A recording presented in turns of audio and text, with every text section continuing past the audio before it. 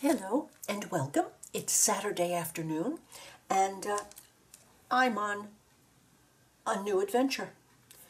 Ruth's journal is in the mail, off to it's forever home, and I've decided that I have been craving making a white journal. So I thought you might like to craft along with me and watch my thought process from beginning to end. When I say white, I do not mean that it will be totally white. It will be white with some of small touches of color here and there, but the major effect when you look at the journal covers front and back and turn the pages, the main thought that will hit you will be whiteness. There will be some, of course, a little bit of variety because there are such things as, I'm sure you know, there are warm whites and cool whites and so forth. So, that being said, I have decided that the pages in this journal are going to be watercolor paper because I want them to be heavy so that you can do anything that you might like with the pages. And the next thing is the covers is going to be this acrylic paper, which is 246-pound white paper, and it's quite heavy, and I think it will make absolutely delightful covers. The final pages will be, since this is 9 by 12, it will be 6 by 9, and so the cover and the pages are in my mind, and I've also decided that I wanted to try my hand at making a journal using these handy-dandy contraptions, because now they might not be this big, or I might use these. They permit you to have a lot of control over your journal. You're not hampered by being able to work on a page. They will flip open and lie flat, and if there is something that you might want to work as a spread, you can take the pages out and work on them or journal on them more easily that way. So this is going to be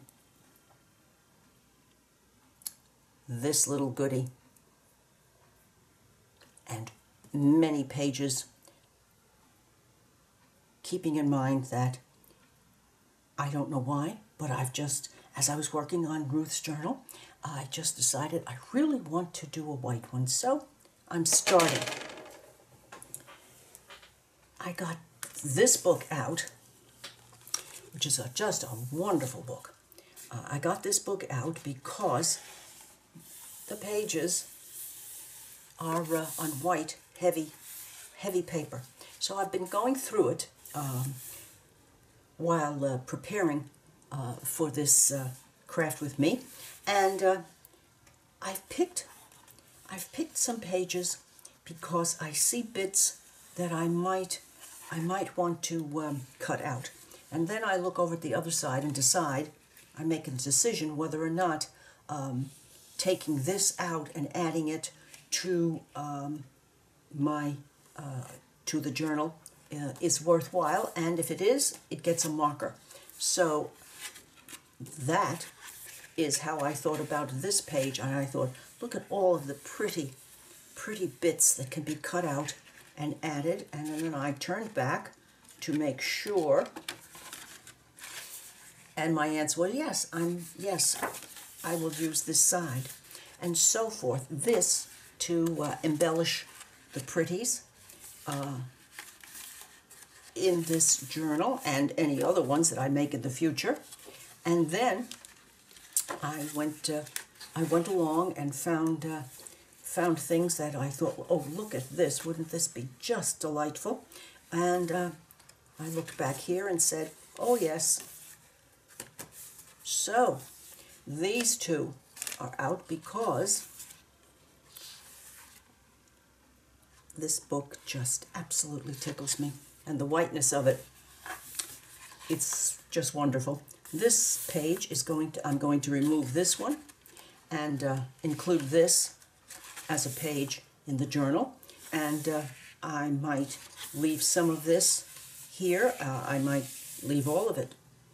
But if I decide that there is a side that I do not want, I can cover it with something. So, one page I'm going to use, and this page. I just thought it looked so lovely, and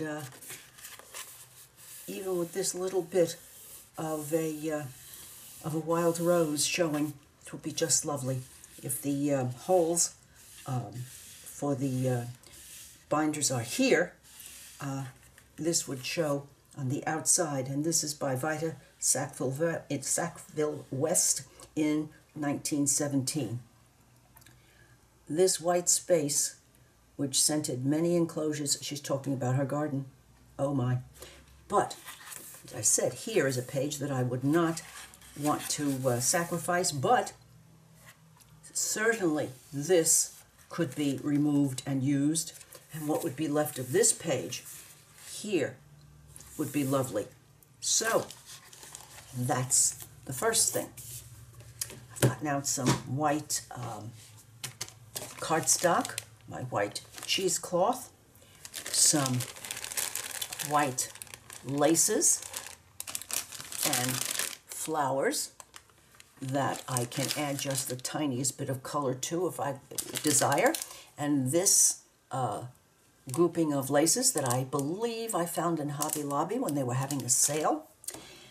And all of these bits and pieces that I thought could be used on tags, on journaling cards, things that I found that I just thought would be delightful in this journal.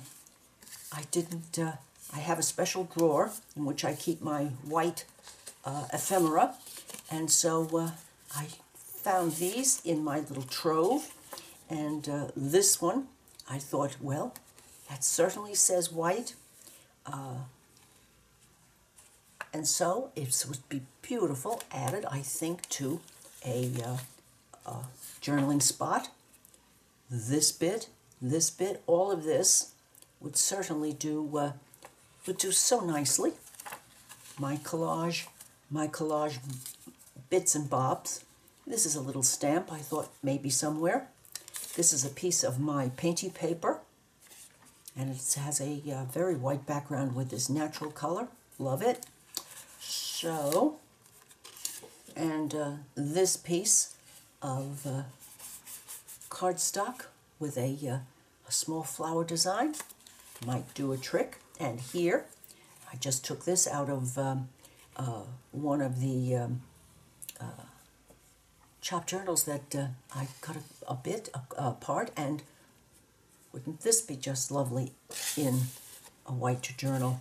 And here, this piece of collage, many things available here, or bits of things. And this was also the page out of one, and wouldn't this be just delightful? In fact, it might be nice as an entire page. That could happen because I could strengthen it by backing it onto heavier paper. And this was a piece from of my painted reverse collaging, and I thought, my. Yes, that'd be nice. Just a little touch of color here and there. And I took this one because I thought, well, yes, possibilities. I got out two of my new graph index cards. Have to have those. And these I thought I might be able to use somewhere, so they're going up here. And I got out a white envelope I might want to play with. And I got out a glassine. And this one with the window. And this one that was someone made, sent to me in a Happy Mail. And isn't this perfect? And these cards, have no idea where they came from. Maybe I purchased them. I don't know. But they're liable to turn up in this white journal. And this long piece of watercolor ATC size paper left. And then I went in and looked in my stash of doilies. So here's a one. And here is another one. And here's a piece of my shelf edging.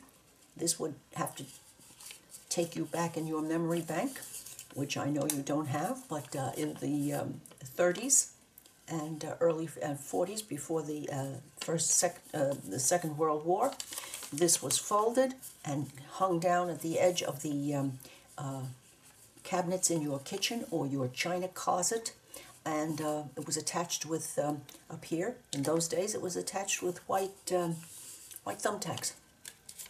So, ask me how I know. I was a little girl. The Welsh cabinet pantry in the kitchen, my grandmother's kitchen, had this kind of thing on the shelf. And I found this, and I found this piece of vellum. Oh my! I know I purchased it. I have no idea. And look at this, all ready to go. Isn't this just delightful? I believe this was, yes, I believe this was in a piece of Happy Mail. More glassine. 2 stamps. These because I like the shape. Another stamp, a little envelope, another stamp. Just like the sentiment there. And I like that. And these beautiful little stamps were part of that trove that I got last July in that estate sale. So, this is the road that I'm going to be traveling, and I'm going to be starting by crafting some small pretties. Just absolutely wallowing in the joy of making a white journal. I'm going to stop for a while now because I have some other things that I've just thought of while I was speaking to you that I could add to my plans, my bits, and my doodads. So I will return and I will get crafting on these. Well, as you can see, I have been rooting around in my drawers and baskets and boxes, and I have found some more goodies to add to this ring-bound junk journal that I'm working on. The first thing I did was take the time to get out my hardware. I have my two 2-inch rings.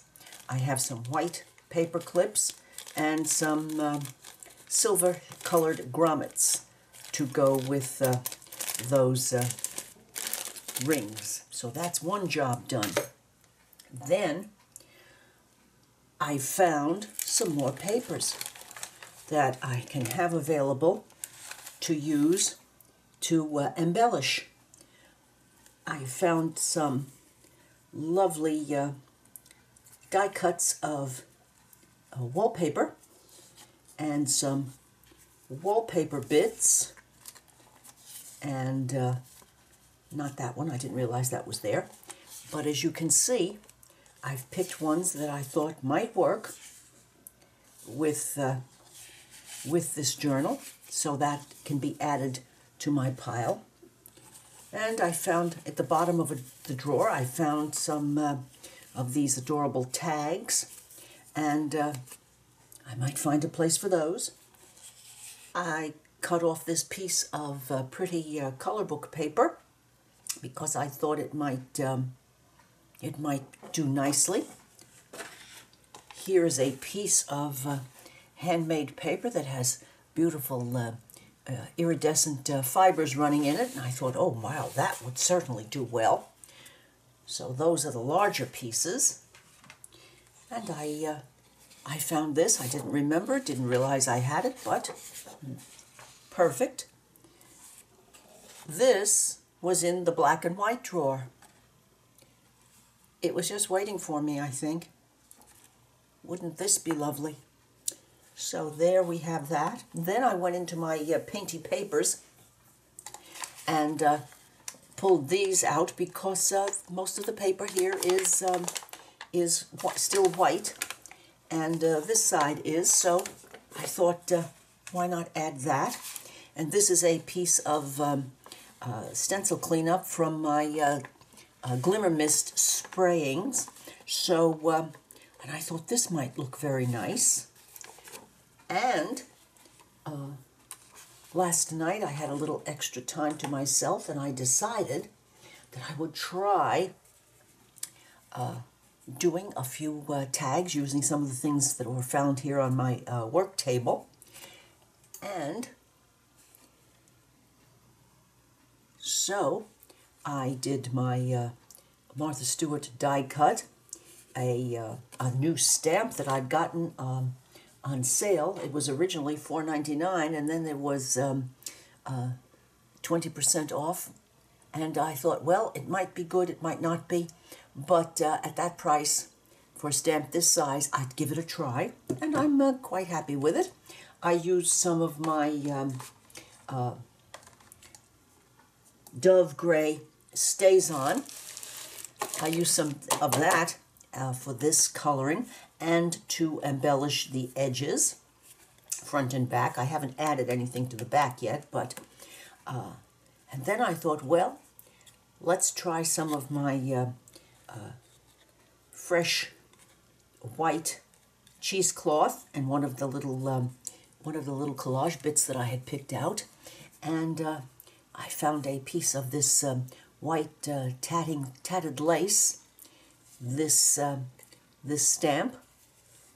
Have no idea, but it was there and waiting, and certainly goes with the will certainly go nicely with the silver rings, and one of the white paper flowers that I just love to use because you can make anything out of them that you want. And I put the pearl center in here using the Viva Perlin pen in ice white. I believe this is, I've seen these in Joann's. So I made this one, and it's waiting to be finished. And I also, excuse me, and I also use this this piece of white, shiny white stock was in packaging. So I cut it and did some stamping on it. And I believe, yes, I used this stamp from Carabelle Studio. I love this stamp because it has numbers, it has music, it has cursive handwriting, it has newspaper script. Oh, it's got, it's just quite a delicious jumble. So I gave this a trip outside, put that on very lightly, again using the Dove Gray StazOn. I used a piece of my ephemera and made a pocket. As you can see, I cut the lacy edge with my stamp, and I used this piece of like fussy cut around the edges, not too closely, and I added a little bit of magenta and green to the stem and leaves, and I'm noticing it's a little bit, still a little bit sticky there, so I'm going to add a little, I think I'll add a little talc to that, and a stamp, and just had some fun playing, and I put 4 dots of this Perlin pen. Oops, not the Perlin pen, Carol, not it at all. The Perlin pen pearls up there, and I'm going to get up now and set these aside again because I like to give them plenty of time to dry, because they certainly do remain lovely if they're given ample opportunity to dry. So I'm going to put them down on my other workplace. Now, where was I when I... Oh, yes. So we had this piece of paper and this dictionary pages I thought might be nice. I don't know whether I might need to use them, but I might, so they're out and available. And I added this coffee-dyed envelope that I made. I thought I might want to use that because it's kind of white enough.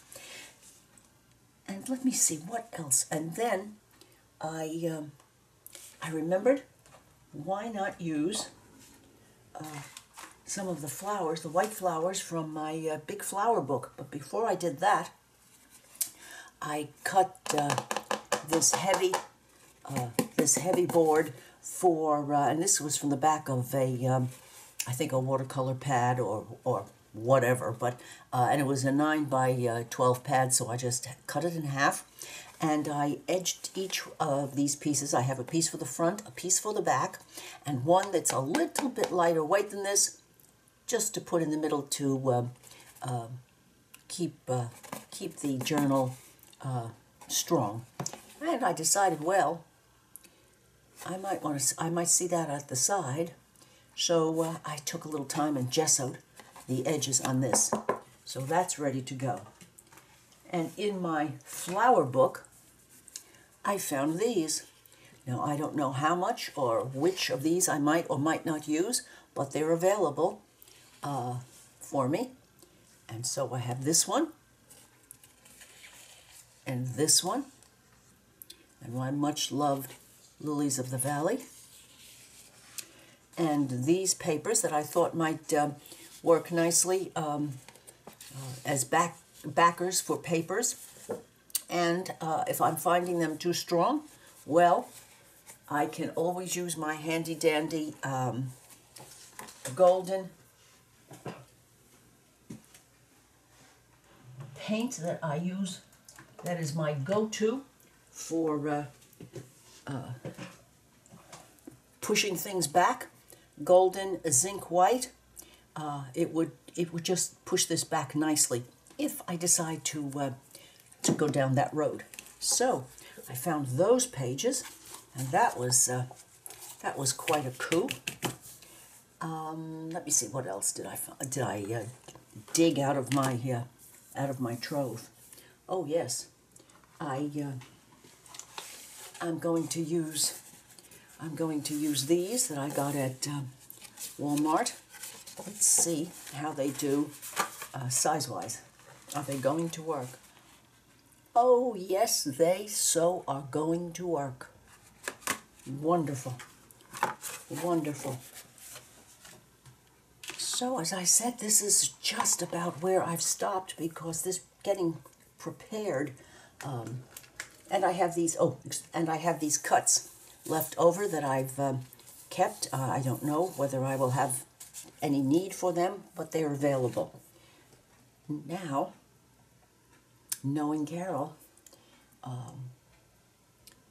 if you don't know me, you will find out that I find it very difficult to work in this kind of chaos. So, and having been a teacher for eons, I have to be prepared. I have to have things that I'm going to be using or not using or possibly using all together so that I can let my muse loose. So I have this bin of leftovers from Ruth's journal, and this is going to get cleared out now and tucked away in the various and sundry spots that I found them in, and a lot of these bigger pieces into my blue drawer. And then these will get put back in here so that I can begin to do some more actual work on this journal. But I am so happy that I went into the black and white drawer and found some of these goodies. And I do hope that you will join the White Journal adventure with me. And if you have enjoyed seeing my prep work, please give me a thumbs up, leave a comment, share with a friend, and I would appreciate your subscribing to my channel. See you for video number 2. Bye now.